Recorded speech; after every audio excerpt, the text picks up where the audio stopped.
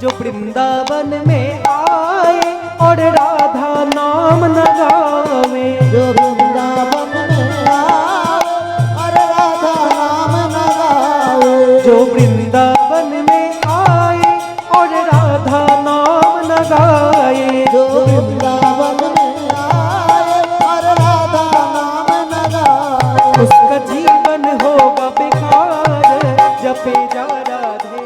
সেই গোবিন্দ, সেই লীলাময় গোবিন্দ রাধারানীর সঙ্গে মিলে যখন গৌর হয়ে এলেন, আজকে গৌর কেমন লীলা করছে দেখো। আমার প্রভু যবে লীলা কইল, দেখো ধন্য কলি নাম হইল। আমার প্রভু যবে লীলা কইল, ধন্য কলি নাম হইল। আমার প্রভু যবে লীলা কইল, দেখো ধন্য কলি নাম হইল। আমার প্রভু যবে লীলা কইল, দেখো ধন্য কলি নাম হইল।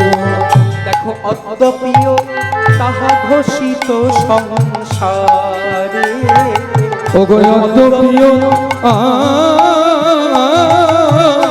ঘোষিত সংসারে, অত প্রিয় ঘোষিত সংসারে। আমার প্রভু যবে লীলা কইল, ধন্য কলি নাম হইল। কলিযুগ এমনি এমনি ধন্য হয়নি। সংকীর্তন পিতা শ্রীকৃষ্ণ চৈতন্য, সংকীর্তন যজ্ঞে তারে যে ভজে সেই হয় ধন্য। দেখো এই যে নাম কীর্তন লীলা কীর্তন আমরা গাইছি, মহাপ্রভুর নাম কীর্তন আস্বাদন করতেন, আবার লীলা কীর্তন আস্বাদন করতেন। নাম কীর্তন সংকীর্তন যখন তিনি আস্বাদন করতেন, নারী পুরুষ সবাই সমানভাবে লীলা শ্রবণ করত।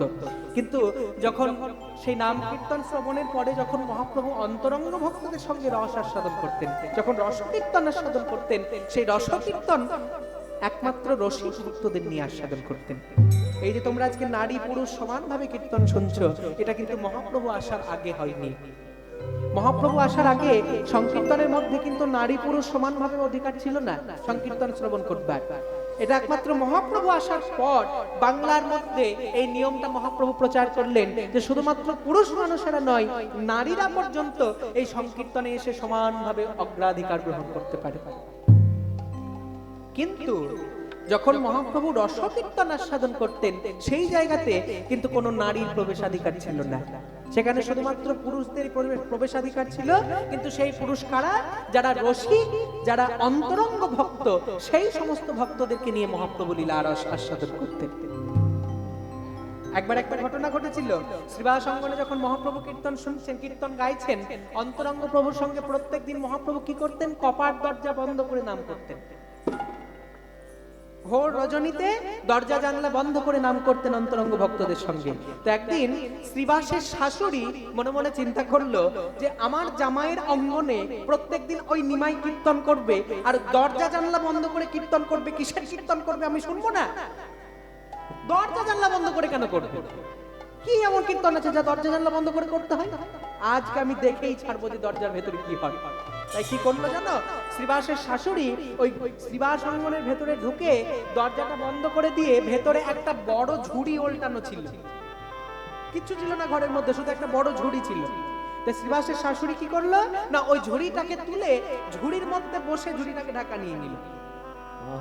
এবার ঝুড়িটাকে যখন ঢাকা নিয়ে বসেছে শ্রীবাসের শাশুড়ি, এবার মহাপ্রভু যখন নাম কীর্তন শুরু করলেন, যখন রসকীর্তন আরম্ভ করলেন, কিছুতেই কিন্তু আর মহাপ্রভুর ভাবের উদয় হচ্ছে না, কিছুতেই ভাবের উদয় হচ্ছে না। এবার প্রভু মনে মনে চিন্তা করছে, আচ্ছা এতক্ষণ ধরে যে আমি কীর্তন গাইছি, এতক্ষণ কখন আমার ভাবের উদয় হয়ে যায়, আজকে এখনো পর্যন্ত কেন ভাবের উদয় হচ্ছে না? নিশ্চয়ই তাহলে ঘরের মধ্যে কিছু গন্ডগোল আছে। এই শ্রীবাস, শ্রীবাস, প্রভু বলছি এই ঘরের ভেতরটা একবার ভালো করে দেখো দেখি। বলে কেন প্রভু, কি হয়েছে? বলে ঘরের ভেতরটা একবার ভালো করে দেখো, মনে হচ্ছে কোনো গন্ডগোল আছে, আমার ভাবের উদয় হচ্ছে না কিছুতেই। শ্রীবাস ভালো করে মুখে ঝুঁকি দিয়ে দেখছে, কোথাও কিছু নেই। প্রভু কোথাও তো কিছু নেই। বলে না শ্রীবাস, ভেতরে কিছু নিশ্চয়ই আছে। এবার যখন খুঁজতে খুঁজতে খুঁজতে খুঁজতে যখন ওই ঝুড়িটা দেখতে পেয়েছে, শ্রীবাসের মনে সন্দেহ জেগেছে, আচ্ছা এই ঝুড়িটা তো এখানে ছিল না, এই ঝুড়িটা ঘরের ভেতরে এলো কোথা থেকে? হ্যাঁ, দেখি দেখি এই ঝুড়িটাকে যেই রে এবার তুলে দেখেছে, দেখলো ওমা ঝুড়ির ভেতরে একটা বুড়ি ঢুকে বসে আছে। আবার বুড়ি যেমন তেমন বুড়ি নয়, শ্রীবাসের শাশুড়ি ঢুকে বসে আছে। দেখি মা আপনি এখানে কি করছেন ঝুড়ির ভেতরে? ওই আর বলো না জামাই বাবা জীবন, এই তোমাদের এই নিমাই দরজা জানালা বন্ধ করে কিসের কীর্তন করে আমার শোনার বড় স্বাদ হয়েছিল, তাই এই ঝুড়ির মধ্যে ঢুকে আছে। আমাকে তো ঢুকতে দেবে না। মা আপনি বরং এক কাজ করুন, এই ঝুড়ি থেকে বেরিয়ে এখনই তাড়াতাড়ি বিদায় নিন এখান থেকে। বলে কেন? বলে আপনি যতক্ষণ না বেরোবেন ততক্ষণ পর্যন্ত আমার মহাপ্রভুর ভাবের উদয় হবে না। কাজেই আপনি ঘরের ভেতরে থাকলে মহাপ্রভু লীলার আস্বাদন করতে পারবে না, আপনি ঘর থেকে বেরিয়ে যান। শ্রীবাস যেই না তার শাশুড়িকে বার করে দিল, সঙ্গে সঙ্গে এবার মহাপ্রভু আবার দিবানিশি কীর্তন গাইতে আরম্ভ করলেন।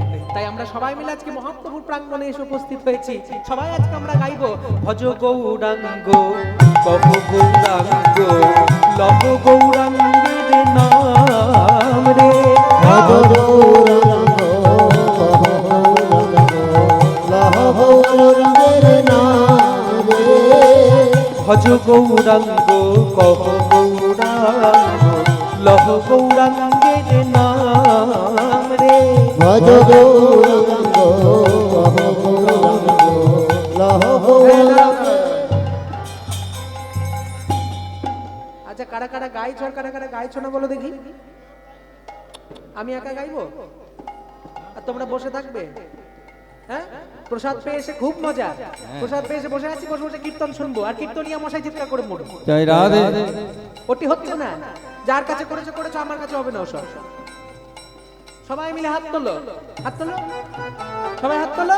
সবাই আমার সঙ্গে গাইবে, আমি গাইবো, আমার দোহার কিন্তু হবে না, আমার দোহার কিন্তু তোমরা করবে। ভজ গৌরাঙ্গ কহ গৌরাঙ্গ লহ গৌরাঙ্গের নাম রে। গাও জোরে, গাও জোরে। বাবা যে জন গৌরাঙ্গ ভজে সে হয় আমার প্রাণ রে।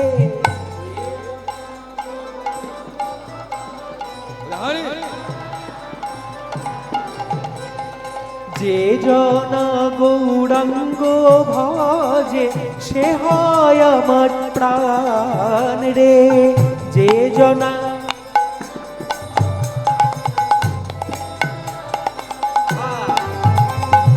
প্রভাত সময় কালে কোকিলা ডাকে ডালে ভ্রমরা গৌর গুণ গাই রে।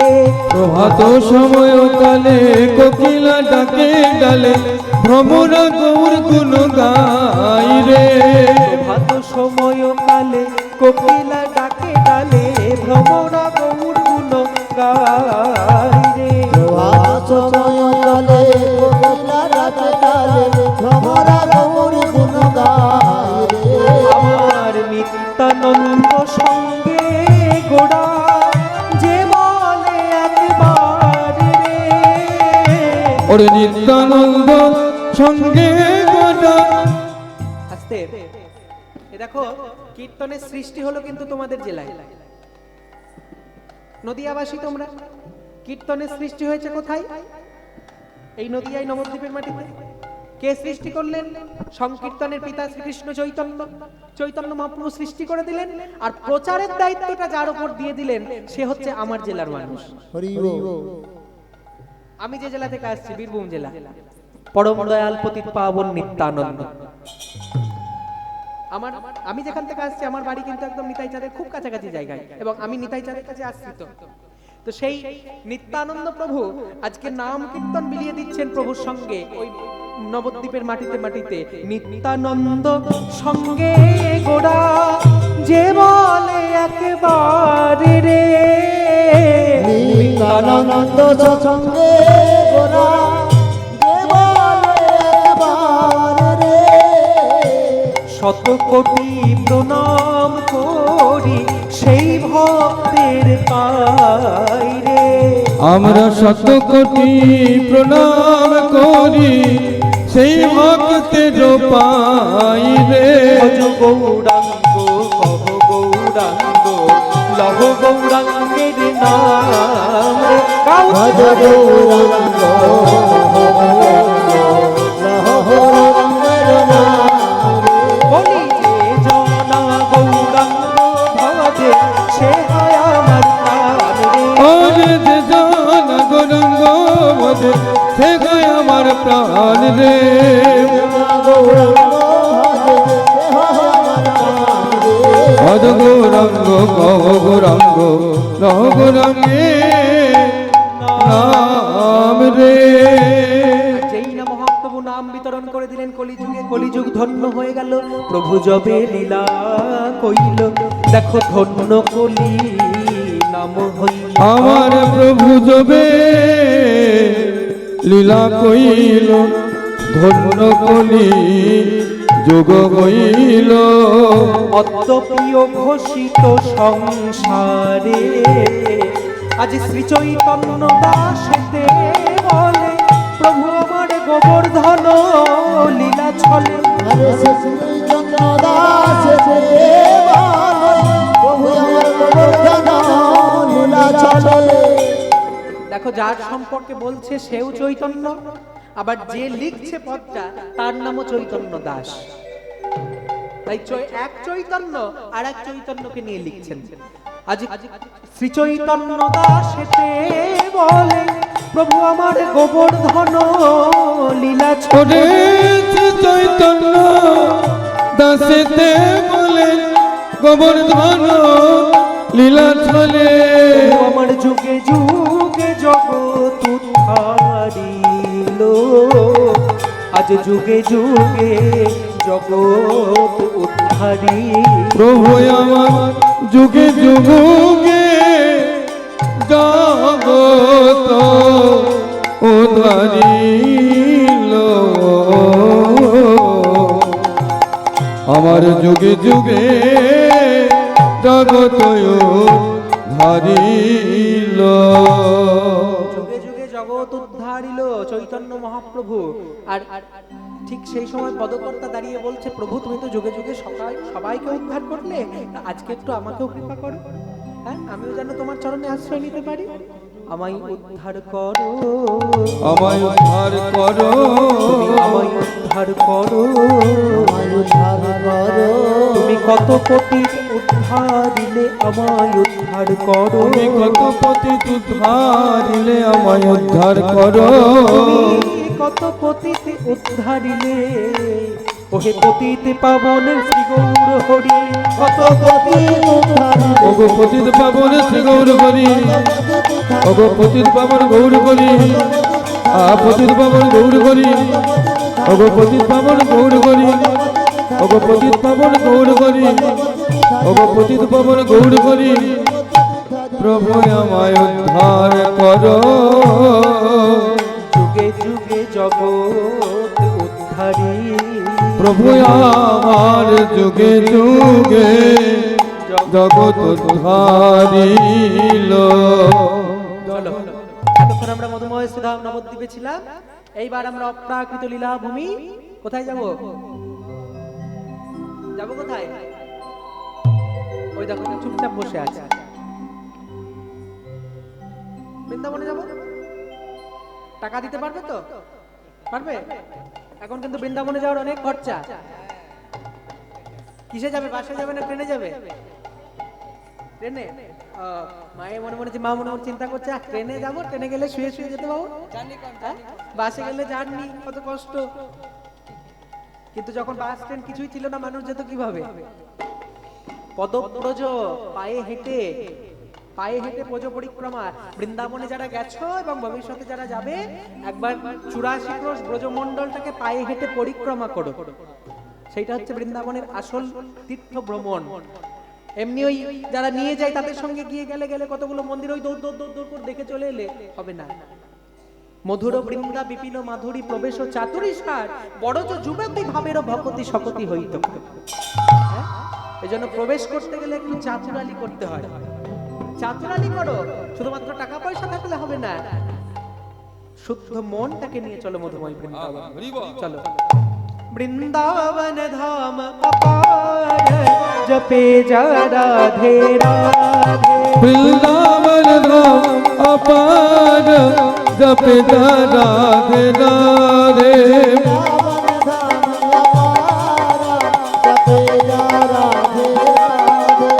वृंदावन धाम अपार जपे जा राधे राधे।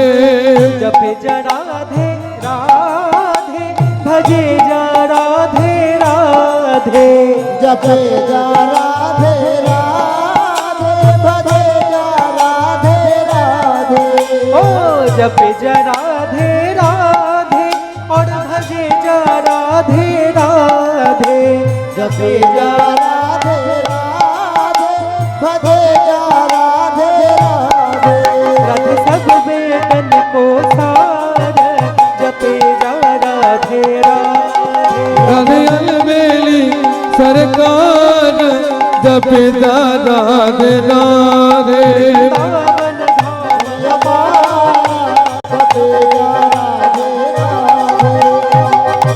এবার বৃন্দাবনে গেলে কি করতে হবে বলো দেখি? পুরী কারা কারা গেছো হাত তোলো তো দেখি। পুরী কারা গেছো?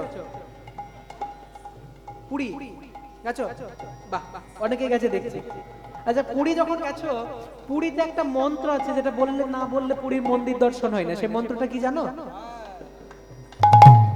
জানো না? তাহলে পুরী গেছিলে শোনোনি? পুরীর মন্দিরে যখন ওই দরজায় সিংহর দ্বারে যখন প্রবেশ করবে তখন ওই পান্ডার একটা বড় লাঠি নিয়ে দাঁড়িয়ে থাকে না, হ্যাঁ, মাথায় দুটো বাড়ি দেবে আর কি বলবে? ধাই গিরি গিরি, ধাই গিরি গিরি, মানে তাড়াতাড়ি চলো, দেরি করলে হবে না। ঠিক সেরকমই বৃন্দাবনে যেতে গেলেও কিন্তু একটা প্রচলিত কথা আছে যেটা না বললে যাওয়া যাবে না। প্রেম সে বলো রাধা রানী কি। वृंदावन धाम अपार जपे जा राधे राधे। वृंदावन धाम अपार जपे जा राधे राधे।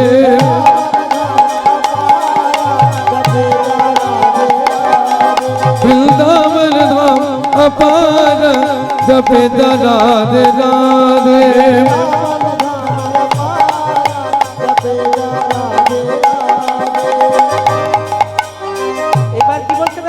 यदि वृंदावने जाओ, वृंदावने गए जो वृंदावन में आए और राधा नाम न गावे। जो वृंदावन में आए और राधा नाम न गावे। जो वृंदावन में आए और राधा नाम न गाए। जो वृंदावन में आए और राधा नाम न गावे। उसका जीवन होगा बेकार जपे जा राधे राधे। ओ वृंदावन धाम अपार जपे जा राधे राधे।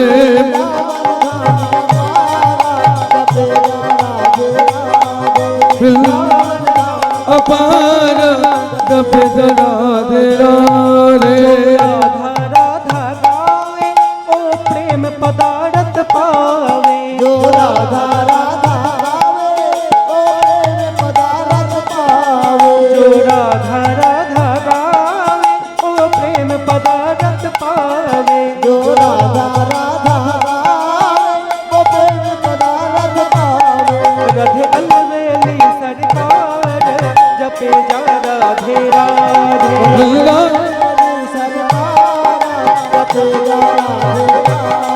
राधे अलबेली सरकार जपे जा राधे राधे। बोलो राधे राधे राधे राधे राधे राधे।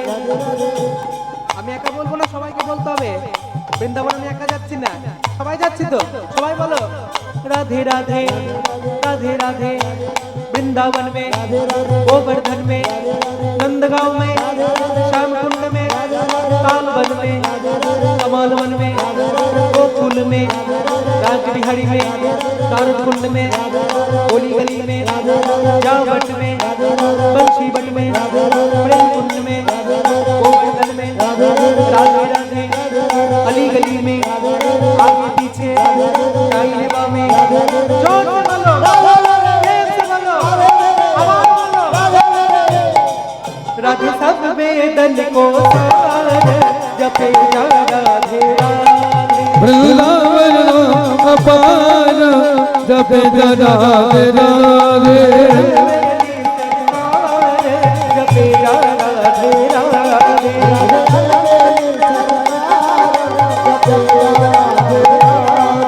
जपे जा राधे राधे जपे जा राधे राधे जपे जा राधे राधे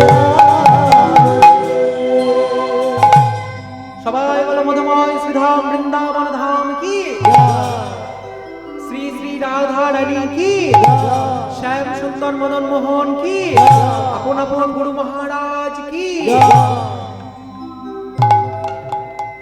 মধুময় শ্রীধাম বৃন্দাবন যার আকাশ মধুর বাতাস মধুর তরু গুল্মলতা হলটা অনেক বেড়ে যাচ্ছে সাউন্ডে আকাশ মধুর বাতাস মধুর তরু গুল্মলতা খেচর খেচরি দানব দানবী সব কিছু যেখানে মধুর সব কিছুর মধ্যেই কৃষ্ণের বাস শ্রীমদ্ ভাগবতে বলা হলো না জয়তি জয়তি জননী বাস দৈবকী জন্মবাদ জয়তি জয়তি জননী বাস অর্থাৎ জয় হোক কার জয় জননিবাস জননিবাস মানে কি জননিবাস মানে কি জননী জননী বলতে আমরা সাধারণত কি বুঝি মাতৃ মা শব্দ জননী কিন্তু এখানে জননী মানে মা নয় এখানে জননী কথাটা একসঙ্গে যোগ করে দিলে হবে না জনযুক্ত নিবাস জননিবাস জননী বানান কি হয় বর্গীর জ দন্তান্ন দন্তান্নয় দীর্ঘই কিন্তু এইখানে বর্গীর জ দন্তান্ন জন দন্তান্নয় হর্ষই বয়াকার দন্তেশ্বর জননিবাস জননিবাস মানে জনের মধ্যে যার নিবাস অর্থাৎ জনগণের মধ্যে যার বাসস্থান সেই ভগবান নন্দের নন্দনের জয় হোক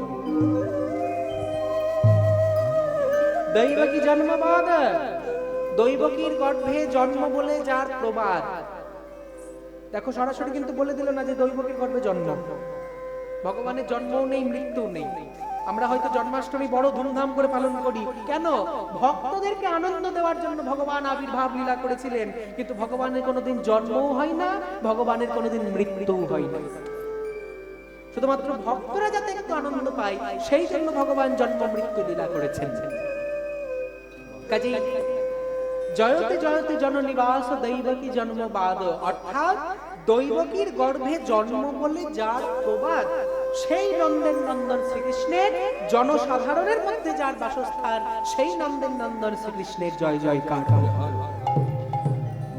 সেই মধুময় বৃন্দাবনে আজকে নন্দের নন্দন শ্রীকৃষ্ণ যে লীলা আস্বাদন করবো অপূর্ব লীলা ছোট্ট বালক কৃষ্ণ নন্দের নন্দন কৃষ্ণ মনে মনে চিন্তা করছে এত এত লীলা তো করলাম কিন্তু এবার একটু অন্য ধরনের লীলা করতে চাই আর ঠিক সেই দিনই যেদিন এই লীলাটি ভগবান করলেন সেই দিন পৃথিবীতে দেবরাজ ইন্দ্রের পূজা প্রত্যেক দেবতার নিজের নিজের পুজোর দিন আছে যেমন বৃহস্পতিবার দিন লক্ষ্মী পুজো হয় এবার কারো মাসে 3টে লক্ষ্মী পুজো হয় কারোর আবার বছরে 3টে লক্ষ্মী পুজো হয় 3 খণ্ড ভাবে হয় তাহলে লক্ষ্মী পুজোর দিন যেমন আছে সেরকম শিবের দিন আছে শ্রাবণ মাসটা শিবের মাস সোমবারে সোমবারে শিব ঠাকুরের পুজো হয় ঠিক সেরকমই দেবরাজ ইন্দ্রেরও পুজোর দিন আছে এবার দেবরাজ ইন্দ্রের পুজোর দিনে ভগবান শ্রীকৃষ্ণ এই লীলাটি করলেন কেন দেবরাজ ইন্দ্রের অহংকার চূর্ণ করবার জন্য ওই যে বললাম ভগবান দুটো জিনিস সহ্য করেন না একটা হচ্ছে ভক্তের নয়নের জল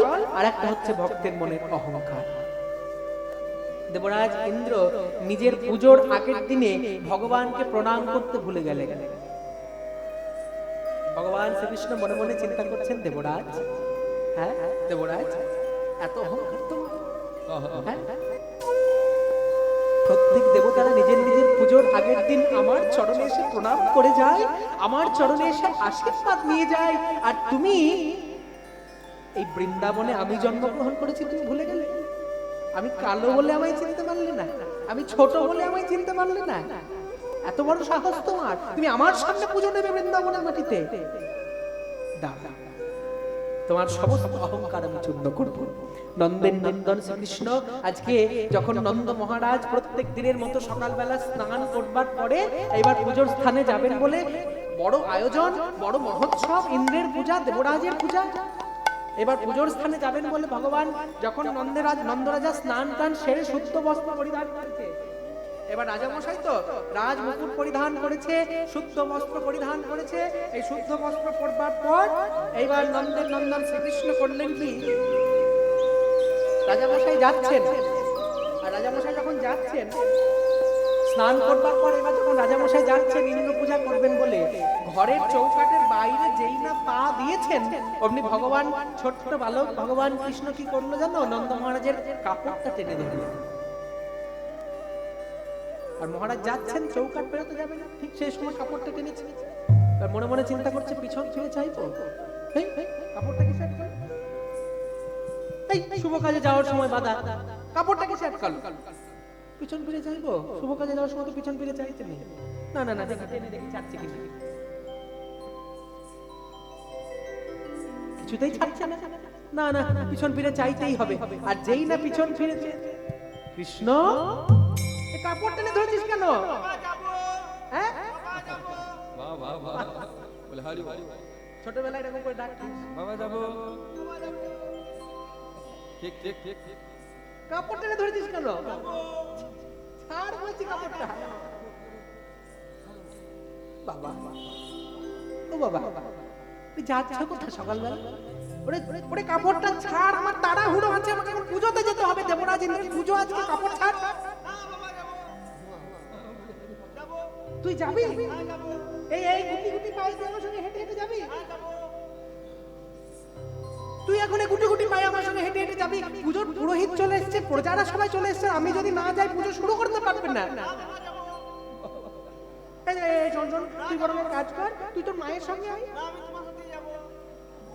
এত জেদ তোর, এত জেদ। আর তুই যদি আমার সঙ্গে যাস, আমাকে তুই ওই অবান্তর অবাস্তর সব কি সব প্রশ্ন করিস, এমন এমন প্রশ্ন করিস, সব প্রশ্নের উত্তর আমার মাথার উপর দিয়ে বেরিয়ে যায়। তুই তোর মায়ের সঙ্গে, এত প্রশ্নের উত্তর আমি দিতে পারবো না। কিন্তু কিছুতেই ভগবান ছাড়ছেন না। না বাবা, আমি যাবো। তো রাগ করছো কেন? তুই যাবি? মানে হ্যাঁ যাবো। এত যেত তোর, না নিয়ে গেলে আমার কাপড় ছাড়বি না? বলে না, ছাড়বো না। বলে তাই তুই আমার চরণ ছুঁয়ে প্রতিজ্ঞা কর। বলে কি প্রতিজ্ঞা? তুই আমার চরণ ছুঁয়ে প্রতিজ্ঞা কর যে পথ দিয়ে যতক্ষণ তুই আমার সঙ্গে যাবি, একটাও প্রশ্ন তুই আমায় করতে পারবি না। ও, এটুকু বললে নিয়ে যাব? হ্যাঁ, এইটুকু বললে নিয়ে যাবো। বেশ বাবা, বেশ। এই দেখো, এই এই তোমার কাপড় আমি ছাড়লাম, তোমার চরণে হাত দিয়ে আমি প্রতিজ্ঞা করছি, পথ দিয়ে আমি যতক্ষণ তোমার সঙ্গে যাব ততক্ষণ তোমায় আমি কোনো প্রশ্ন করব না। যাও। বলে চল চল, তাড়াতাড়ি চল, অনেক দেরি হয়ে গেছে, চল। এই বলে নটখট মুরলীধারী গোবিন্দ আমার যাই পথে চিন্তা করি, যায় পথে চিন্তা করি,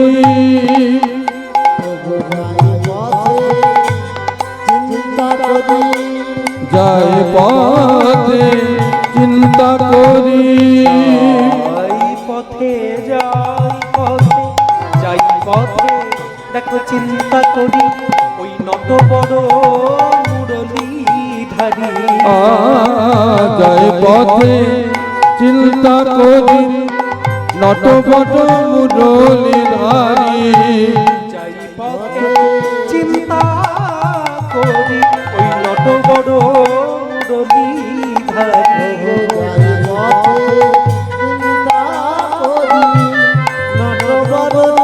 মুরলীধারী। আগা যায় পথে চিন্তা করি, নত বড় মুরলীধারী।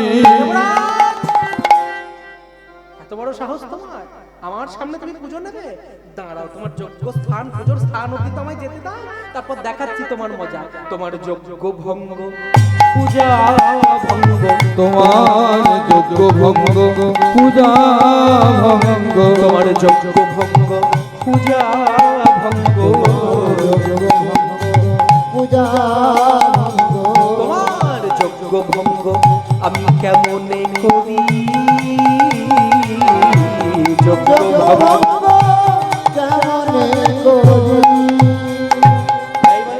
মুরলীধারী যখন এইবার পুজোর স্থানে পৌঁছেছেন, এইবার নন্দ মহারাজা হাতটা ছাড়িয়ে দিয়ে যেই না যজ্ঞকুণ্ডে উঠতে যাবেন, এইবার ভগবান শ্রীকৃষ্ণ কি করলো জানো, ওই কাপড়টা ছেড়ে দিয়ে এবার বাবার পা দুটো চেপে ধরলো। কৃষ্ণ কি পেয়েছিস কি তুই? হ্যাঁ, তখনই কাপড় টেনে ধরছিস, তখনই পা চেপে ধরছিস, কি চাস তুই? বল কি চাস? বাবা তো রাগ করলে হয়, শান্ত বলছি, শান্ত। দেখো বাবা, আমি কিন্তু তোমার কথা রেখেছি। বলে কি কথা? বলে ওই যে বলেছিলে পথ দিয়ে আস্তে আস্তে তোমায় কোনো প্রশ্ন করতে পারবো না, আমি কিন্তু কোনো প্রশ্ন করবো। কি হয়েছে, মাথা কিনে নিয়েছিস নাকি?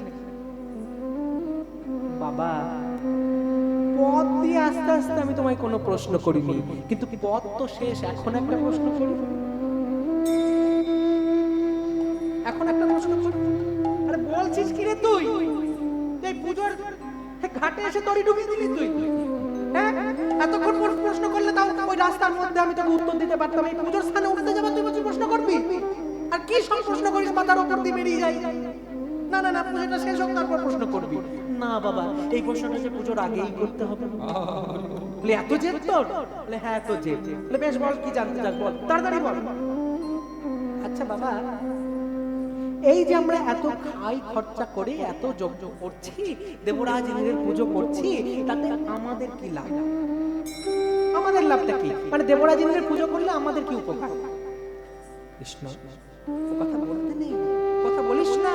ইন্দ্র হচ্ছে দেবতাদের রাজা, আর ইন্দ্র যদি আমাদের পুজোতে খুশি হয় তাহলে তিনি ঝড় বৃষ্টির দেবতা, তিনি পরিমাণ মতো ঝড় বৃষ্টি আমাদের বৃন্দাবনে দেবেন। তাতে আমাদের চাষ আবাদ ভালো হবে, ফসল আবাদ ভালো হবে, ব্রজবাসীরা সুখে শান্তিতে খেয়ে পড়ে বাস করবে। ও তাহলে আমরা এই চাষ আবাদের জন্য, ঝড় বৃষ্টির জন্য ইন্দ্রের পুজো করছি? হ্যাঁ, তাহলে তোমায় বলি শোনো পিতা, এই আমরা ব্রজবাসীরা সুখে থাকবো না দুঃখে থাকবো, কি খেয়ে জীবন কাটাবো, তা দেখে দেবরাজ ইন্দ্রের কোনো কৃতিত্ব নেই। তার মানে কি কি বলতে চাইছিস তুই? ওই যে তুমি বললে না দেবরাজ ইন্দ্র হচ্ছে ঝড় বৃষ্টির দেবতা, আমি মানি না। ঝড় বৃষ্টির দেবতা বললে না, আমি মানি না। কেন মানিস না কেন? আরে ঝড় বৃষ্টির দেবতা কে জানো? হ্যাঁ, এই বৃন্দাবনে কি করে বৃষ্টি হয় জানো? বলে কি করে হয়? বলে শোনো, সূর্যদেব তার তাপ দিয়ে সমস্ত জলকে বাষ্পীভূত করে নিয়ে আকাশে চলে যায়, আর আকাশে গিয়ে সেই জলগুলো যখন ধূলিকণার সঙ্গে মিশ্রিত হয় তখন সৃষ্টি হয় মেঘ। আর ওই মেঘগুলো যখন বৃন্দাবনের আকাশের ওপর দিয়ে ভাসতে ভাসতে ভাসতে ভাসতে আসে, ওই দেখো তাকিয়ে দেখো, ওই যে দূরে দেখছো গোবর্ধন পর্বত, ওই মেঘগুলো ওই গোবর্ধন পর্বতে ধাক্কা খায়, আর ধাক্কা খেয়ে মাধ্যাকর্ষণের টানে এসে পৃথিবীতে বৃষ্টি ঘটায়। তাহলে বলো ঝড় বৃষ্টির আসল দেবতা কে? ওই গোবর্ধন না দেবরাজ ইন্দ্র? দেবরাজ ইন্দ্র নয়, ওই গোবর্ধন। তাই বলি পিতা, তোমরা এতদিন ভুল চরণে পুজোর ফুল দিয়েছো, আমি একটা নিবেদন করব পিতা। বলি বল কি নিবেদন বল? ওগো রাজা, ওগো নন্দ মহারাজা, তোমার এই ছোট প্রজা তোমার করে নিবেদন। ওগো রাজা, ওগো নন্দ মহারাজা, তোমার ছোট প্রজা তোমায় করে নিবেদন। ওগো রাজা, ওগো নন্দ মহারাজা, তোমার এই ছোট প্রজা তোমায় করে নিবেদন। ওগো রাজা, ওগো নন্দ মহারাজা, তোমার ছোট প্রজা করে নিবেদন। মোর মতে আজ পুজো হো তোমরা ওই গিরি গোবর্ধন। ওই মনোমতে পুজো গো তোমরা গিরি গোবর্ধন। মোর মতে আজ পুজো হো তোমরা ওই গিরি গোবর্ধন। মোর মতে পুজো হো তোমরা গিরি গোবর্ধন। ওগো রাজা, পূজা করো রাজা গোবর্ধনের পূজা করো। গোবর্ধনে পূজা করো।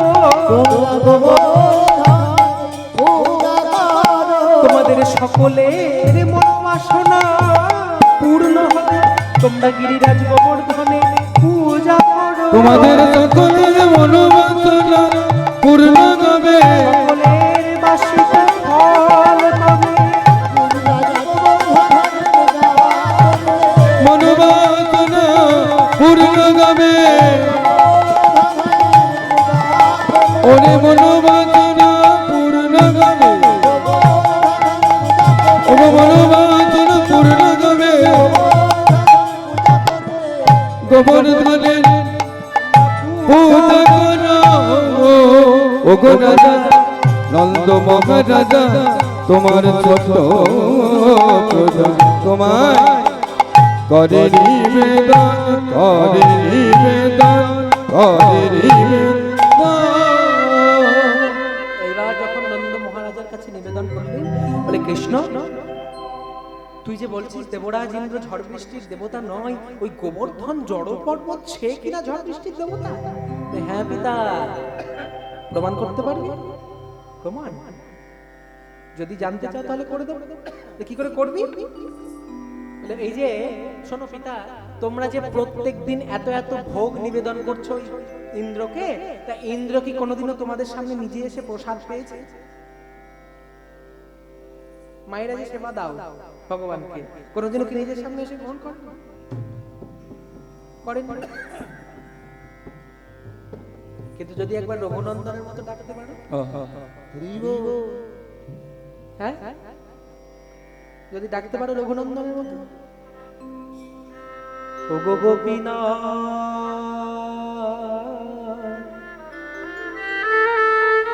ও গো গোপীনাথ,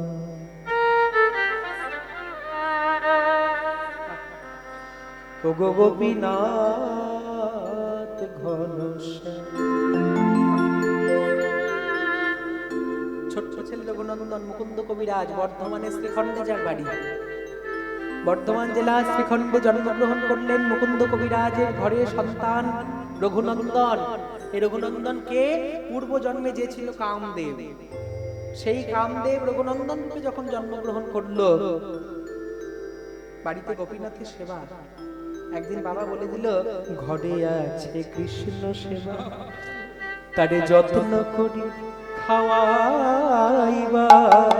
তোমার ঘরে আছে কৃষ্ণ সেবা, তারে যত্ন করি খাওয়াইবা। ঘরে আছে কৃষ্ণ সেবা, তারে যত্ন করে খাওয়াইবা। এই রঘু, রঘু, এই রঘু, বাবা তুমি আমায় ডাকছো? এই রঘু, বলছি বাড়িতে জানিস তো, এই আমি আসলে পেশায় ছিলেন মুকুন্দ কবিরাজ, কবিরাজ ডাক্তারি পেশা। ঠিক সেই সময় গোপীনাথের সেবা করতে বসেছেন, তুলসী পাতা দিয়ে একটা চরণে দিয়েছেন আর একটা চরণে দিতে যাবেন। ঠিক সেই সময় পাশের গ্রাম থেকে একটা ছেলে এসে বলছেন, কবিরাজ মশাই আপনি পুজো টুজো পরে করবেন, আপনি আমার সঙ্গে চলুন। বলে কেন রে? বলে আপনি যদি আমার সঙ্গে না যান, আমার বাবা মৃত্যুপথ যাত্রী, আমার বাবাকে আর বাঁচাতে পারবো না। বলে আমার ঠাকুরের পুজো, আরে পুজো তো আপনি ফিরে এসে করতে পারবেন, কিন্তু আমার বাবা যদি চলে যায় আমি আর তাকে ফেরাতে পারবো না। কিন্তু গোপীনাথের সেবা ফেলে দিয়ে মনে মনে চিন্তা করলো, এই তো এই সুযোগ, হ্যাঁ একদিন না একদিন তো আমার রঘুকে ভার দিতেই হতো। আজকে দেখি তো আমার রঘু সেবা দিতে পারি কিনা। এই রঘু, রঘু বাবা তুমি আমায় ডাকছো? শোন, এই দেখ এই ছেলেটাকে দেখছিস, ওর বাবা খুব অসুস্থ, আমাকে ওর সঙ্গে যেতে হবে ওর বাড়ি। তুই বরং এক কাজ কর, তুই এই যে মায়ের কাছে যা, মায়ের কাছে থেকে ওই গোপীনাথের সেবার থালাটা নিয়ে তুই বরং যা, কি গোপীনাথকে একটু খাইয়ে দে। ছোট্ট রঘু বলছে, ঠাকুর বাবা আমি কি তোমার মতো অত যত্ন করে গোপীনাথকে খাওয়াতে পারবো? তুমি কত সুন্দর করে সাজিয়ে দাও, তুমি কত সুন্দর ভাবে তুলসী দাও, কত মন্তর বলো, হ্যাঁ কত মন্তর বলে তুমি পুজো করো। কি বললি রঘু? মন্তর? কি বললি আরেকবার বল। মন্তর আরেকবার বল। মন্তর বারবার বল। মন্তর মন্তর মন্তর মন্তর মন্তর মন্তর। কথাটা কি হচ্ছে? রঘু বল বলে কি বা শুদ্ধ মন্ত্রে, ওরে রঘু কিবা হবে শুদ্ধ মন্ত্রে,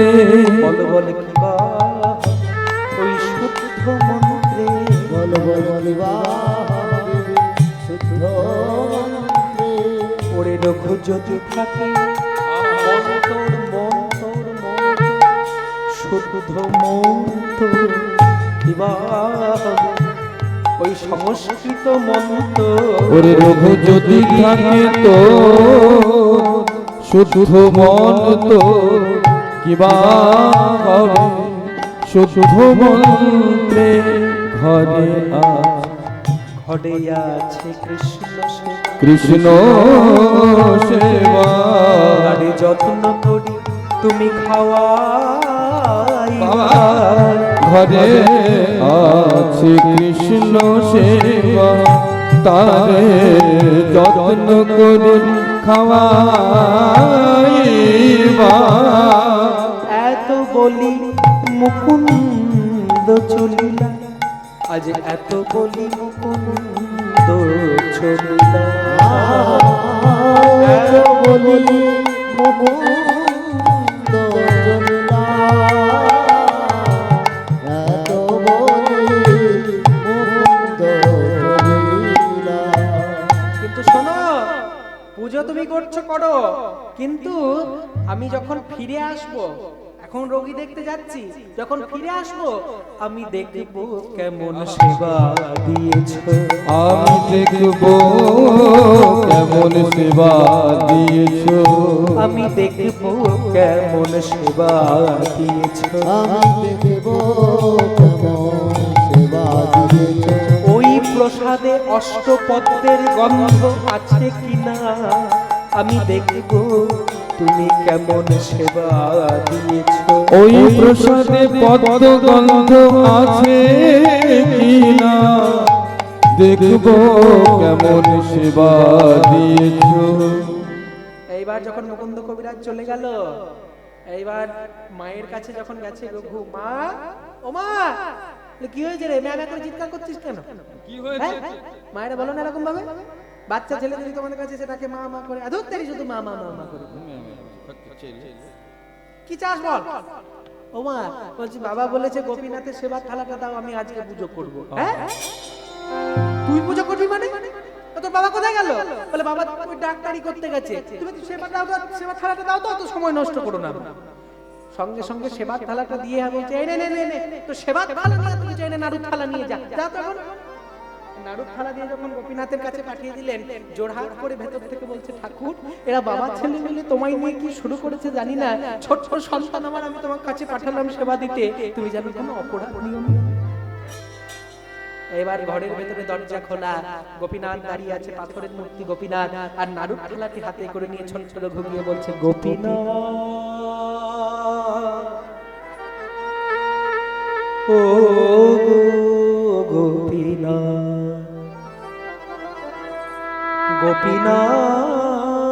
গোপীনাথ নারুখা ও গোপীনাথ নারুখা ও গোপীনাথ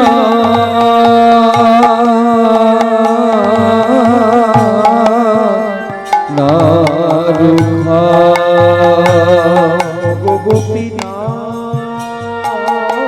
ও গোপীনাথ ও গোপীনাথ ও গোপীনাথ ও গোপীনাথ নারুখা ছোট্ট রঘু যখন গোপীনাথের কাছে গিয়ে বলছে গোপীনাথ নাড়ু খাও খাও গোপীনাথ এই দেখো তোমার জন্য মা কত সুন্দরভাবে নাড়ু দিয়েছে খাবে না রঘুনন্দন গিয়েছে গোপীনাথের কাছে কিন্তু পাথরের মূর্তি গোপীনাথ কথা বলে না হ্যাঁ পাথরের মূর্তি গোপীনাথ কথা বলে না হাত নড়ে না পা নড়ে না ও গোপীনাথ খাও না এরকম পাথরের মতো দাঁড়িয়ে আছো কেন খাও ও দাঁড়াও দাঁড়াও দাঁড়াও দাঁড়াও।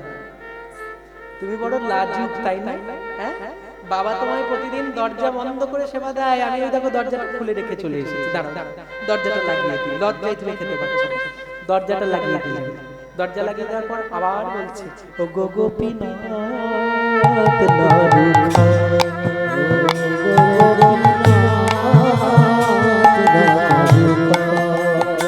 পাথরের মূর্তি গোপীনাথ কথা বলে। রঘু মনে মনে চিন্তা করছে দাঁড়াও দাঁড়াও ভারী চূড়া পরিয়ে রেখেছি আর বলছি গোপীনাথ নাড়ু খাও। মাথায় অত মোটা চূড়া পরে থাকলে কেউ কি নাড়ু খেতে পারে? তারা তোমার মাথা থেকে চূড়াটা নামিয়ে দিই, চূড়াটা নামিয়ে রাখো। চূড়াটা নামিয়ে রাখার পরে বলছে গোপীনাথ এবার খাও, এবার খাও, খাও গোপীনাথ। খাচ্ছ না কেন? খাও। তাকেও গোপীনাথ কথা বলে। ও আমি কি বোকা দেখেছো? তোমার হাতে অত বড় সোনার বাঁশি ধরিয়ে রেখেছি আর গোপীনাথকে বলছি খাও খাও। হাতে বাঁশি থাকলে কখনো কি হাত দিয়ে খাবার খাওয়া যায়? দাঁড়াও দাঁড়াও, বাঁশিটা নামিয়ে দিন। হাত থেকে বাঁশিটা নামিয়ে দিলেন। হাত থেকে যখন বাঁশি নামিয়ে দিলেন, এবার বাঁশি নামিয়ে দেওয়ার পরে এইবার গোপীনাথের কাছে গিয়ে বলছে ও গো গোপীনাথ নাড়ু খাও। ও গো গোপীনাথ নাড়ু তবুও গোপীনাথ নাড়ু খাইলেন। মনে মনে রঘু চিন্তা করে বাবা তোমায় কত যত্ন করে সাজিয়ে দেয়, কত সুন্দর ফুল চন্দন দিয়ে তোমায় সাজিয়ে দেয়, আমি তো তোমায় অত ভালো সাজাতে পারি না। কষ্ট করে যেটুকু পারো সেজে নাও, আমার হাত দিয়ে তুমি সেজে নাও। ছোট্ট রঘু একটু একটু করে সাজিয়ে দিয়েছে। আমি সাজাবো তোমারে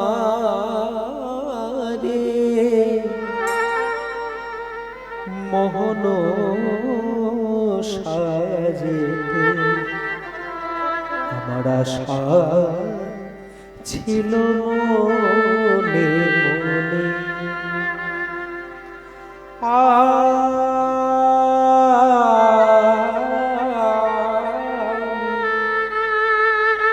আমি সাজাবো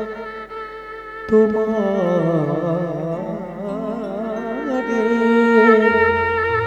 মোহন সাজেতে, এই আশা নুপুর আমি সোনার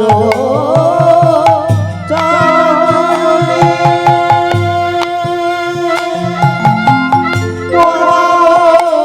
নুপুর চরণ রাখিয়া হৃদয়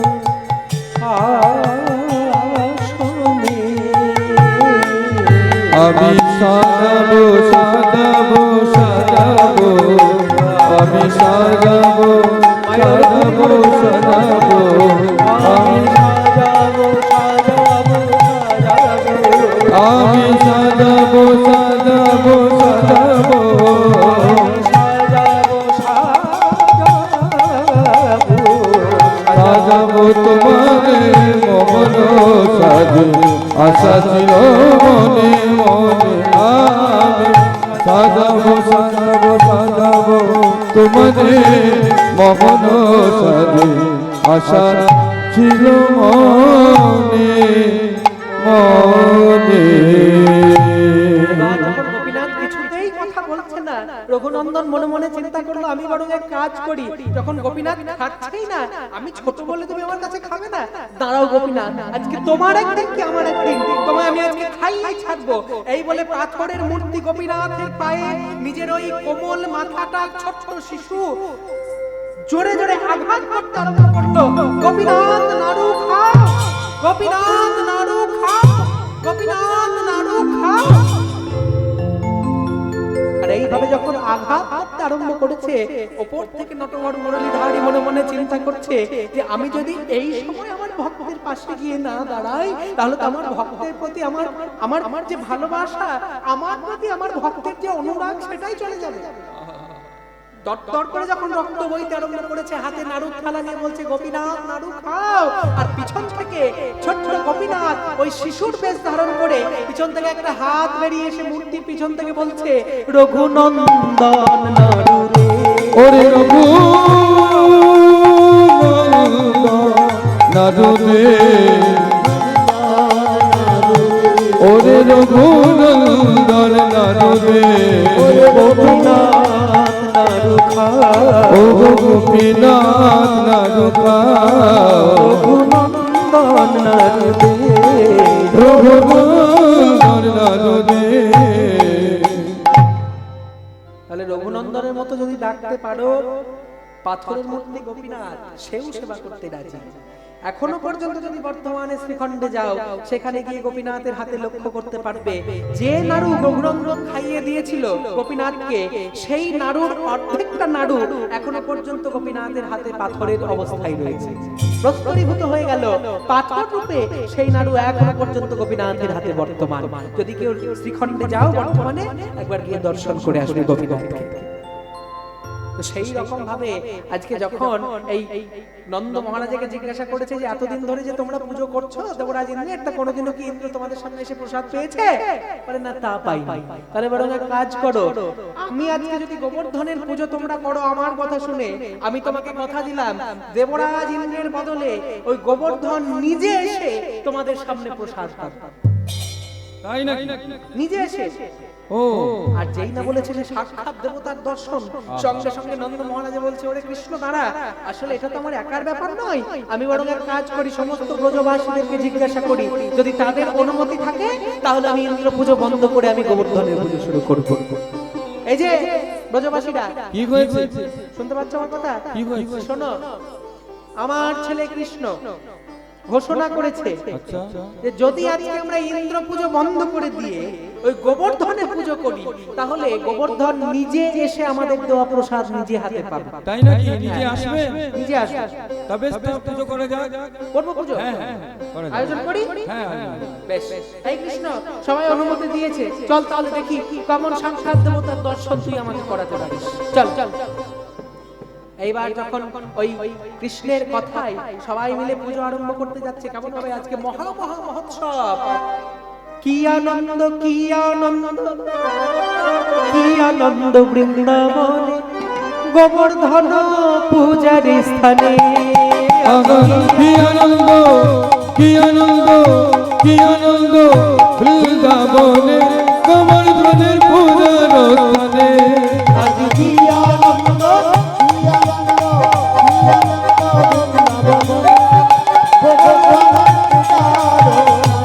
কি আনন্দ, কি আনন্দ, কি আনন্দ বৃন্দাবনে গোবর্ধনের পূজার স্থানে।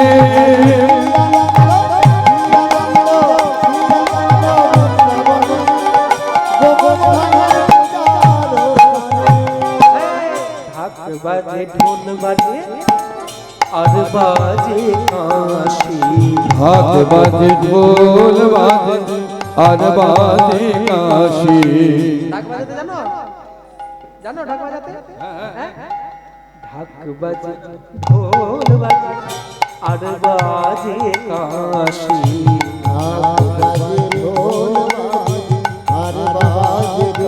আজ মহানন্দে নৃত্য করে, ওরে মহানন্দে নৃত্য করে,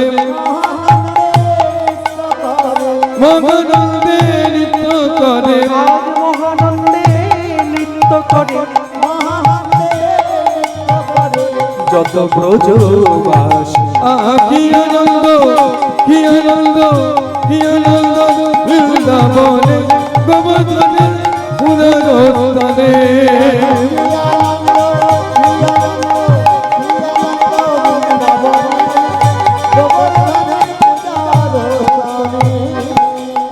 অন্যেরই পর্বত যত ব্রজবালা, অন্যেরই পর্বত হইলা যত ব্রজবালা। অন্যেরই পর্বত কইল যত ব্রজবালা।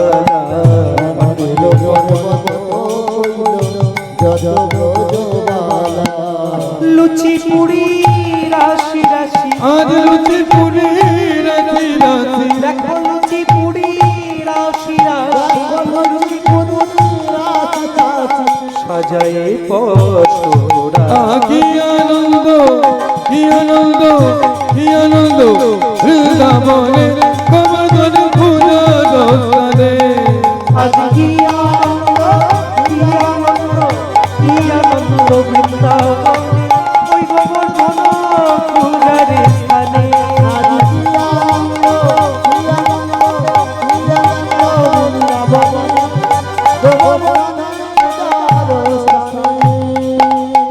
আর যেই না সমস্ত ব্রজবাসীদেরকে নিয়ে পুজোর দ্রব্য নিয়ে ওই নন্দ গোবিন্দ মহারাজের সঙ্গে ভগবান শ্রীকৃষ্ণ পৌঁছেছেন গোবর্ধনের কাছে।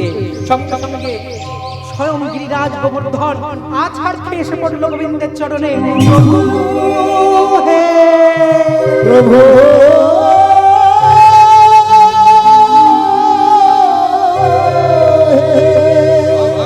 দয়াময়। না না, এ কি করছো? আমি চাই না পূজা, আমি চাই না সেবা। এই জগতে আমার কি পরিচয় জানো না? এই জগতে আমি চাই আমার একটাই পরিচয় হোক, আমি কৃষ্ণ দাস, আমি কৃষ্ণ দাস, কৃষ্ণ ভক্ত গোবর্ধন। না না, এই পুজো তুমি বন্ধ করো, আমার পুজো দরকার নেই। গোবর্ধন ওঠো, ও গিরিরাজ ওঠো, এমন ভাবে পড়ে থাকলে হবে? ওঠো। আমি আমি কেন তোমার পুজো শুরু করলাম জানো গিরিরাজ? এই জন্যই তো তোমার পুজো শুরু করলাম। তোমার কত দৈন্য তুমি জানো? আমার এই বৈষ্ণব জগতে যার যত দৈন্য সে তত উঁচু, সে তত বড়। আর গিরিরাজ, তুমি ভুলে রয়েছো তুমি কে? হ্যাঁ, তুমি ভুলে রয়েছো তুমি কে? মনে করতে চাও? জানতে চাও তুমি কে? কোথা থেকে তোমার সৃষ্টি? তুমি কেন বৃন্দাবনে এলে? না, তুমি যদি কৃপা করে মনে করাও তাহলে অবশ্যই করবো। মনে করতে চাও? বেশ, শোনো তো। যখন কোন যুগের সৃষ্টি হয়, গোলকের মাটিতে রাধারানী আর আমি যখন নিত্য কুঞ্জের মধ্যে লীলা সংহার করছি, ঠিক সেই সময় রাধারানী আমার চরণ দুটো সেবা করতে আরম্ভ করলেন। আর যখন রাধারানী আমার চরণ সেবা করতে আরম্ভ করলেন, হঠাৎ করে বিনোদিনীর দুঃখটা নয়নের জল আমার চোখে এসে পড়ল। বিনোদিনী, কাঁদছো কেন? কি হয়েছে তোমার? কিসের দুঃখ তোমার? তুমি কাঁদছো কেন? না না, এইভাবে সবার সামনে তোমার সেবা ভজন করতে আমার ইচ্ছে করে না। এইভাবে সবার সামনে আমি তোমার সাধনা ভজনা করতে চাই না। আমি কি চাই জানো? বলো কি চাই? আমি কি চাই জানো? আমি চাই এই গোলকের মাটিতে তুমি একটা সুন্দর গুহার সৃষ্টি করো, একটা সুন্দর পর্বতের সৃষ্টি করো। সেই পর্বতের গুহার মধ্যে থেকে আমি গোপনে তোমার সেবা ভজন করতে চাই। এইটুকু দিলেই তুমি খুশি? হ্যাঁ, এইটুকু আমায় দাও। আর যেই না রাধারানী এই চাওয়া চাইলেন কৃষ্ণের কাছে, সঙ্গে সঙ্গে রাধারানীর হৃদয় পানে ভগবান নয়ন দিলেন। আর যখনই ভগবান রাধারানীর হৃদয় মন্দিরে নয়ন দিলেন, রাধারানীর হৃদয় মন্দির থেকে উৎপন্ন হলো অপূর্ব সুন্দর মণি মুক্তা মানিক খচিত এক সুন্দর পর্বতের, যে পর্বতের উচ্চতা হলো 16 ক্রোশ, যে পর্বতের দৈর্ঘ্য হলো 8 ক্রোশ, যে পর্বতের প্রস্থ হলো 4 ক্রোশ। এবার সেই সুন্দর গিরিরাজ গোবর্ধন পর্বতের সৃষ্টি করে রাধারানীকে জিজ্ঞাসা করলেন, বিনোদিনী এবার খুশি?